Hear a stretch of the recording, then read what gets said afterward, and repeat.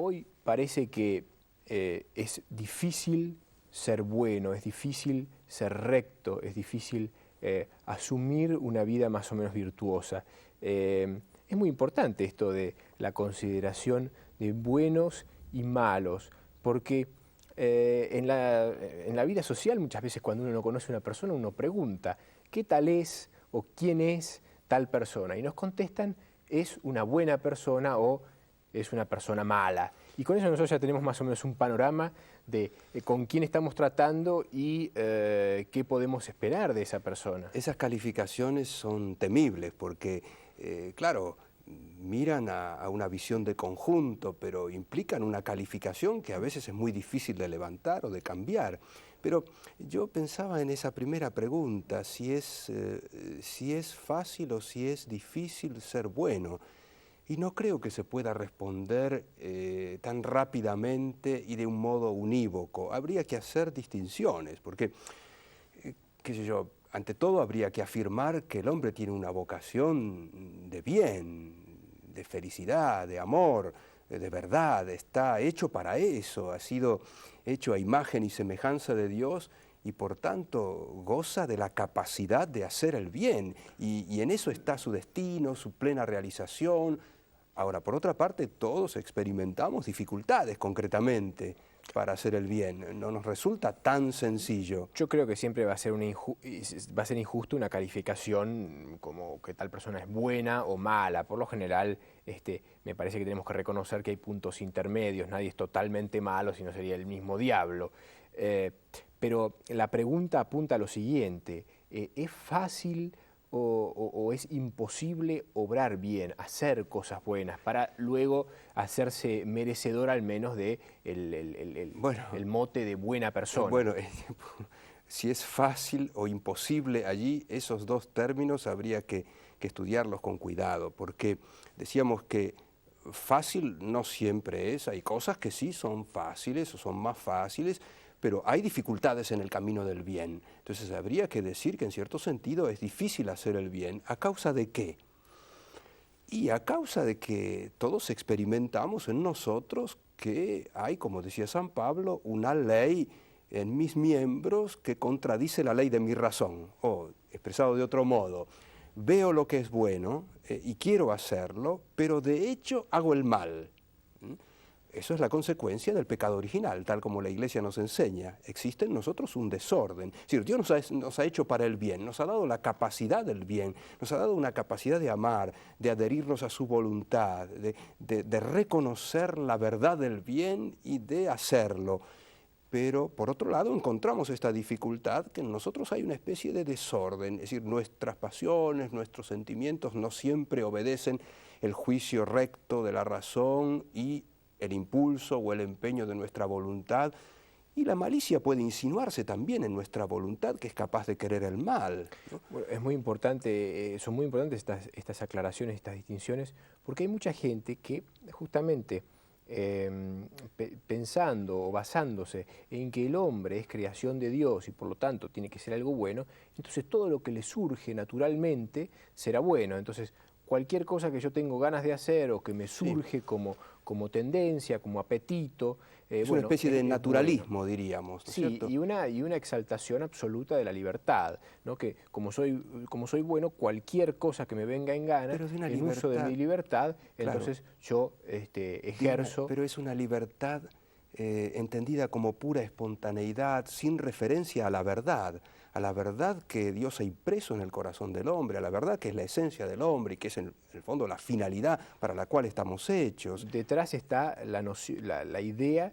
de que somos totalmente buenos y que cualquier cosa que surja de dentro nuestro, siempre y cuando sea espontánea, será buena. Y esto yo lo veo muy seguido en la televisión cuando algunos individuos reconocen haber hecho disparates o haberse equivocado, pero dicen, pero yo fui espontáneo, era lo que me salía en el O momento. auténtico Fui se dice también, la auténtico, dice. Entonces, autenticidad ahora viene a ¿cómo, reemplazar a la verdad. como yo he sido auténtico, entonces sí, me he equivocado, pero en esa autenticidad Ahora, entonces he sido bueno? también en la historia del pensamiento y en la historia de la Iglesia, ¿no? Se ha registrado una posición contraria que también es viciosa.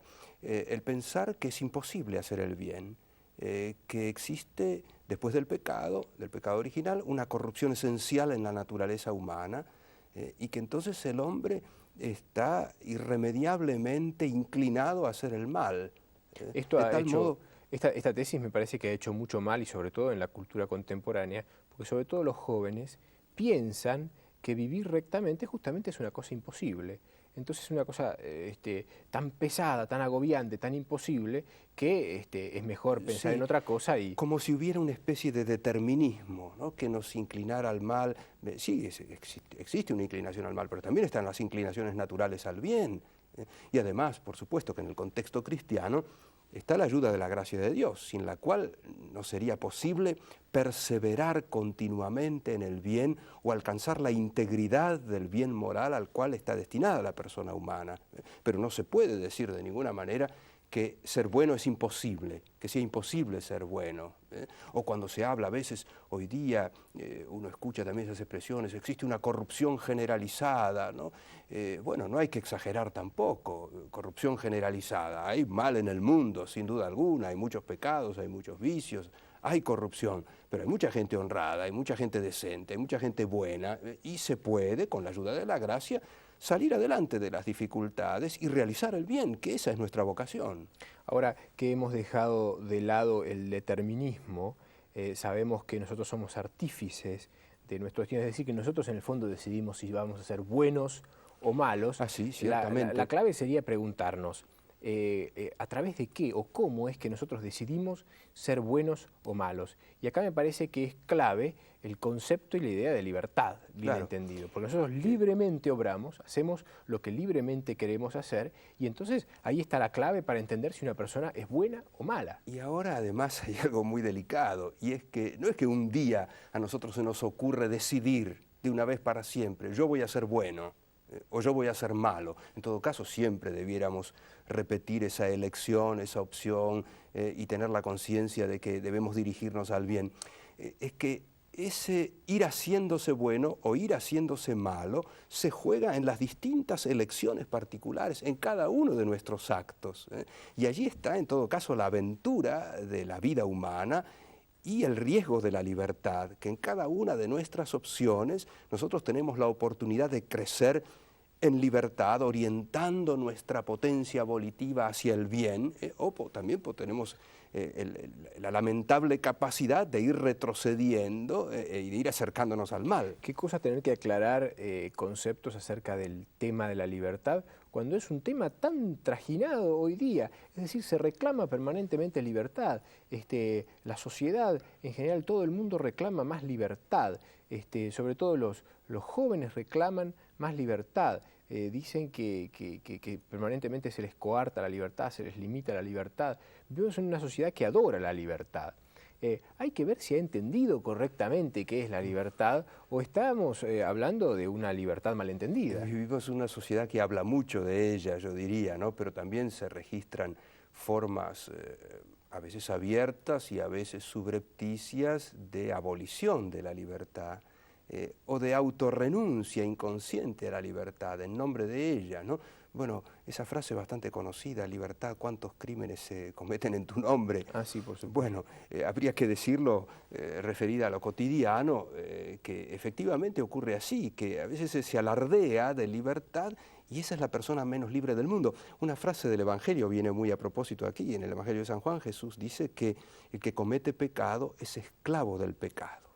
Exacto, o sea que el que obra mal justamente se hace esclavo en lugar de hacerse libre. La persona que elige mal, que usa mal su libertad, deja de ser libre para ser esclavo del pecado o del vicio, por ejemplo. La libertad se realiza plenamente, se va afianzando en la medida en que crecemos en bondad, ¿no?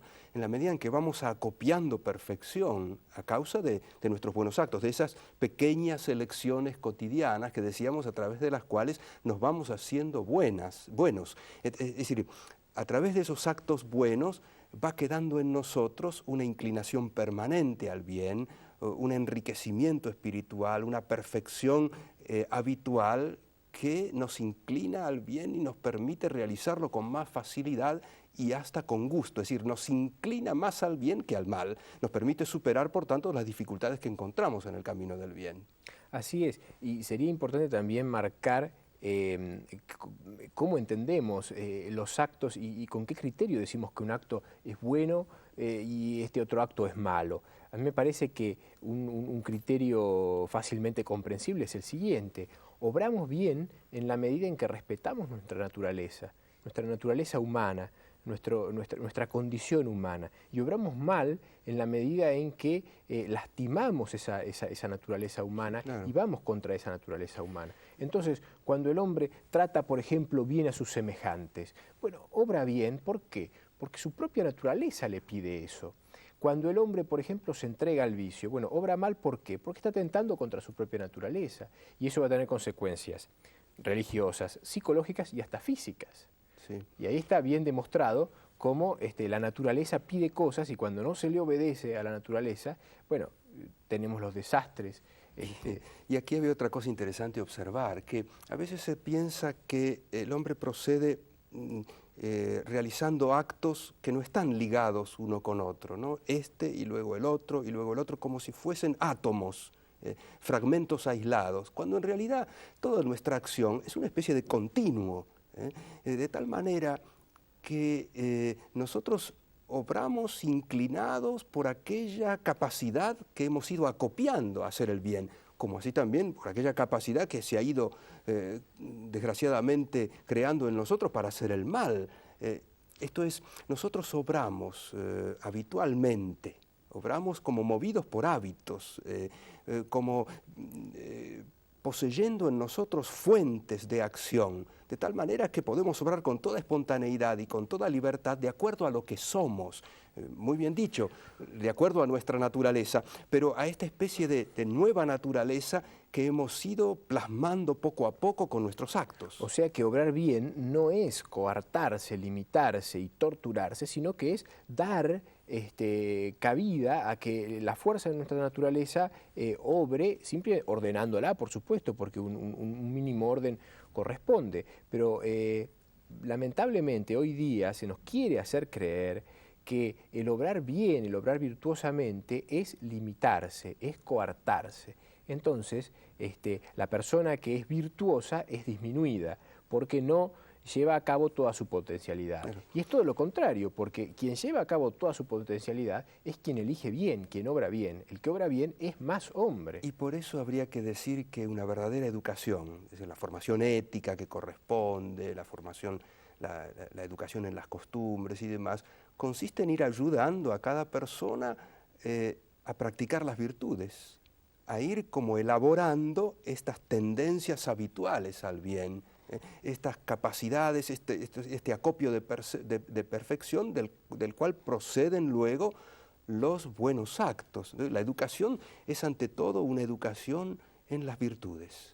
Bueno, la palabra virtudes es importantísima y viene muy bien para lo que yo justamente acabo de decir. Es decir, que el ser virtuoso y el obrar bien no es un limitarse, sino es un obrar de acuerdo a la naturaleza, porque la palabra misma virtud significa fuerza. Así es. Es decir, que el virtuoso, la persona que es templada, prudente, no es un timorato, un débil, una persona que se limita. Sí, o sino que se impone una especie de corsé antinatural. Exactamente, contra sus tendencias. Sí, claro, hay que, contra las tendencias malas, contra las virtuoso, desordenadas, pero hay que encauzar correctamente las buenas para que fructifiquen. Realmente bien y bien entendido es el que tiene fuerza, porque virtud justamente la palabra significa eso, significa fuerza. Ahora, hay muchas virtudes, se habla de diversas virtudes, algunas más importantes, otras menos. Algunas de las más conocidas son, por ejemplo, la sabiduría, cosas que, bueno, la gente hoy día no sé si tiene en tanta estimación, e incluso otras virtudes como por ejemplo la prudencia, que es una virtud importantísima, hoy me parece que está incluso malentendida. Prudencia y sabiduría yo las veo como más o menos como lo mismo, es decir, la prudencia es una sabiduría de acción, una sabiduría de obrar. Claro, a veces se entiende por prudencia, prudente sería la persona cautelosa, ¿no? Encogida, que evita hacer cosas, y que Timorata. está calculando siempre. No es eso la prudencia. La prudencia es la sabiduría del bien, es la capacidad de juzgar rectamente sobre nuestros actos, es la que ilumina nuestra conciencia para que ésta sea recta, es la que nos permite que los grandes principios de la vida humana, de la vida moral, se conviertan en criterios concretos de acción. Es decir, la prudencia es la fuerza por la cual nos hacemos capaces de realizar el bien, ¿no? Y de algún modo, para usar una palabra muy actual, nos programamos para el bien, nosotros con plena libertad. La prudencia es importantísima, es una de las 4 llamadas virtudes cardinales. Entre todas las virtudes hay 4 que son de las más importantes y por eso se llaman virtudes cardinales. Una de ellas es la prudencia. Las otras 3, está la prudencia, está la justicia, la templanza y la fortaleza. Que me parece a mí que los nombres estos hoy día habría que traducirlos. Sí, ¿no? hay que explicarlos bien porque justamente, por ejemplo, por prudencia se entiende a un timorato. El prudente es el tipo que no se mete en problemas o que busca evitar cualquier tipo de La justicia dificultades. hoy día la podríamos traducir como rectitud en todo caso, porque precisamente consiste en eso, ¿no? En la rectitud de la voluntad, en una voluntad recta que es capaz de reconocer y respetar el derecho de los demás, ¿no? Y que procede siempre, como la palabra rectitud lo está indicando, de un modo derecho, ¿no? Sin subterfugios. Es una voluntad que se compromete con el bien y que lo pone como meta, que lo quiere. Es decir, sí, un amor del bien. Y justicia muchas veces es definida como dar a cada uno lo que corresponde, lo que le corresponde. Hay una frase que resume estas 4 virtudes y entonces a partir de eso tal vez podamos explicarla un poquito mejor. Yo dije prudencia, justicia, fortaleza y templanza. La frase que resume las 4 virtudes es la siguiente: ser virtuoso es ver el bien, quererlo, tener la fuerza suficiente para realizarlo y no desviarse a bienes inferiores. Ahí están las 4 virtudes resumidas. Ver el bien es la prudencia, es decir, ser capaces de darnos cuenta qué es lo bueno y qué es lo malo. Quererlo es la justicia. Tener la fuerza suficiente para realizarlo es la fortaleza. Y no desviarse ante otros bienes inferiores es la templanza. Estas 2 últimas virtudes es interesante porque se refieren más bien a lo íntimo de la persona, ¿verdad? La fortaleza la podríamos expresar hoy día como coraje, como valentía, y es importante para arrostrar tantas dificultades que se encuentran en el camino del bien. Otra forma de la fortaleza es la paciencia, yo creo. Hace falta una gran fuerza de alma, una grandeza de espíritu para sobrellevar tantas cosas negativas que a veces se precipitan sobre uno y sobre todo para no desanimarse porque el bien exige muchas veces la lucha, la rectitud de la voluntad, el apetito de la justicia, el permanecer siempre en el bien y bueno, exigen ir contra la corriente muchas veces. Si uno tiene miedo, tiene vergüenza, ¿no? Y allí es necesaria entonces esa fortaleza, ese coraje como para no volverse atrás en la práctica del bien. Y cómo es importante cultivar y ejercitar todas y cada una de estas virtudes, porque según lo que yo he dicho, ver el bien, quererlo, tener la fuerza suficiente para realizarlo y no desviarme ante otros bienes inferiores. Si falta una de esas cosas, termino obrando mal. Sí, es decir, no tengo prudencia, no soy capaz de ver qué es lo bueno y qué es lo malo, o cómo debo hacer el bien, porque la prudencia es también la que determina los medios para hacer las cosas. No tengo prudencia, voy a obrar mal. O si tengo prudencia porque veo el bien, pero no lo quiero, voy a terminar obrando mal también. O si no tengo la fuerza necesaria para realizarlo, o me desvío ante otros bienes, bueno. Claro, y el caso de la templanza es particularmente interesante porque allí se trata del orden de nuestra vida más íntima, ¿no es cierto? De nuestras pasiones, de nuestros sentimientos, de nuestros apetitos, de nuestra sensibilidad, en definitiva. Y la cultura contemporánea es un poco reacia a ese orden, lo ve siempre como un constreñimiento indebido, como una especie de negación del placer. No es eso, sino es que el placer tiene su sitio, tiene su papel incluso en la vida moral, pero debe proceder como corresponde, de acuerdo a la naturaleza, de acuerdo al bien que corresponde. Y muchas veces la inclinación desordenada a causa del pecado nos lleva a preferir esos bienes inferiores. Entonces nos precipitamos por el gusto que nos dan ciertas cosas y estamos traicionando bienes mayores que son los que ennoblecen al hombre y permiten realizarse a la persona con plenitud, porque el que cree que es en el gozo de las pequeñas cosas donde se encuentra la felicidad, bueno, demasiado temprano se desilusiona y advierte que eso deja un relente de amargura muy grande, ¿no? Ahora, nosotros empezamos preguntándonos si es fácil o difícil ser bueno, que en el fondo veo que es preguntarnos si es fácil o difícil ser virtuoso.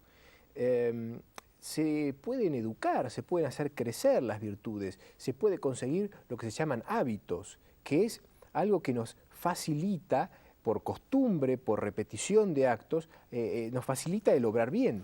Eso es importante. No se aprenden las virtudes yendo a la escuela, digamos así, o teóricamente, ¿no? Sabiendo de qué se trata. Sino yo diría que se va ensayando las virtudes, se las va practicando y aprenderlas quiere decir irlas conformando, configurando en uno, repitiendo los buenos actos. Sí, en la medida en que uno persevera con paciencia, con fortaleza, ¿no es cierto?, en la práctica del bien, ese bien en los respectivos objetos, en las distintas circunstancias, será más fácil para nosotros y dejará en nosotros una inclinación a hacerlo. O sea que intentando comenzar a contestar la pregunta que nos hicimos al principio, si es fácil o difícil ser buenos. Decimos que puede tener sus dificultades, pero que es lo más natural. O sea que no hay que reprimirse, que sí, forzarse o reprimirse hay que hacerlo para obrar mal. Para obrar bien hay que obrar según nuestra propia naturaleza. Y que tenemos algunas formas de que nos resulte más fácil obrar bien. Entonces, siendo virtuosos y obrando bien, nos resulta cada vez más fácil continuar obrando bien y hacernos cada vez más virtuosos. Esto es una educación de los hábitos. Y por otra parte, digo, está ya aquí el apoyo, la ayuda de la gracia de Dios, que es absolutamente imprescindible para que nuestra libertad no se precipite hacia el mal, ¿no? Una gracia que nos hace posible vivir en integridad la vida de las virtudes, ¿no? Que va elevando nuestra naturaleza, va potenciando nuestra capacidad de amar, nos va haciendo cada vez más nítida la adhesión a la verdad.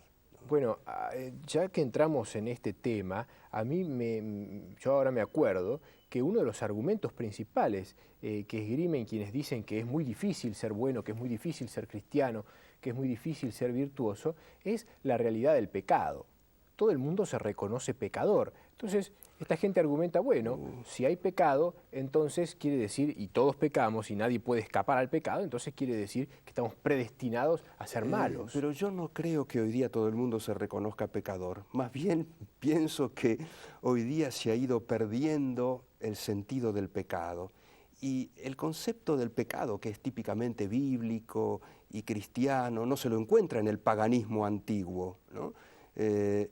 Y yo creo que no se lo encuentra tampoco en el paganismo moderno, en esta especie de neopaganismo que se va imponiendo en las sociedades contemporáneas y que es el fruto de la descristianización. Habría que aclarar entonces el concepto de pecado porque me parece útil tanto para la gente no creyente como para algunos creyentes que se deprimen y ven todo muy oscuro y muy tenebroso a causa del reconocer el pecado. Bueno, lo que pasa es que nosotros sabemos, los cristianos sabemos muy bien que el pecado es una falta contra Dios, contra la ley de Dios, contra el amor de Dios y el prójimo, ¿no es cierto? Contra la voluntad de Dios y el ideal que está expresado en sus mandamientos. En el fondo, es decir, contra la naturaleza humana tal como Dios la ha pensado, contra la razón, contra la verdad, ¿no? En todo pecado hay una falla de error, diríamos así. Todo pecado es imprudencia, en el fondo, porque es una traición a la verdad del hombre. Y en todo pecado hay también una corrupción de la voluntad, es decir, una adhesión de la voluntad al mal, una aversión al bien y, por tanto, un apartamiento de Dios, ¿no? Ahora, habría que decir que hay una fórmula muy antigua teológica que es interesante, que el pecado consiste en la aversión a Dios, en el alejamiento de Dios y en la conversión a las criaturas, esto es, en el entregarse desordenadamente al gozo de las cosas creadas. En esto debe jugar un papel importante también la gracia, porque si el hombre se reconoce pecador y se reconoce a veces con una naturaleza desordenada, que a veces lo tienta hacia el mal, me parece que tiene que tener muy en claro que Dios está dispuesto siempre a ayudar. Bueno, que en realidad el pecado se comprende cabalmente desde la perspectiva cristiana de la conversión. Hoy día no hay sentido del pecado porque hay poca fe. Y porque entonces incluso la persona que ha comprendido que ha hecho mal se siente inclinada a la desesperación porque no advierte el rostro de un Dios que es Padre y que está dispuesto siempre a ofrecernos su misericordioso perdón. Entonces el pecado se reconoce bien desde el arrepentimiento, desde la conversión y desde la misericordia de Dios. Y habiendo mencionado la fe, volvemos al tema de las virtudes, porque también están las virtudes llamadas teologales, que son la fe, la esperanza y la caridad, sin las cuales no se puede comprender tampoco el tema del pecado, y el hombre entonces queda lamentablemente agobiado por esa naturaleza aparentemente pecadora que es irredimible. Bueno, pero lo propio de la redención cristiana consiste precisamente en que el pecado, por más grave que sea, siempre tiene remedio si el hombre se arrepiente. Dios acude allí con su gracia misericordiosa y lo restaura en el bien.